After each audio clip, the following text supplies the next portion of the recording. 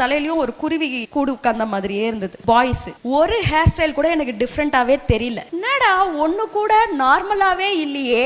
சரி நார்மல் கூட விடு, கொஞ்சம் ஏற்றத்தாழங்கள், இந்த இடத்துல இப்படி ஒரு குருவி இப்படி ஒரு குருவி, ஏதாவது ஒரு விதத்துல டிஃப்ரெண்ட் குருவி கூட இருந்தா கூட நான் ஏதாவது ஒத்துன்னு இருப்பேன். அதே குருவி கூட எல்லார் தலையிலயும் கவுத்து வச்ச மாதிரி இருக்கேன்னா what is it you're all trying to do? எனக்கு எக்ஸ்பிளைன் பண்ணுங்களேன். என் தலைமுடியை நான் கலர் அடிச்சுன்னு இருக்கிறேன். ஸோ நான் உங்ககிட்ட வந்து நீ இப்படி இரு அப்படி இருக்குதுன்ற ஒரு தாட் ப்ராசஸ்லேயே நான் உனக்கு சொல்லலை. இதெல்லாம் பேட் ஹேர் ஸ்டைலுன்றதே சொல்லலை. பட் ஏன் எல்லார் மாதிரியுமே வச்சுன்னு இருக்கிறேன்னு கேட்குறேன்.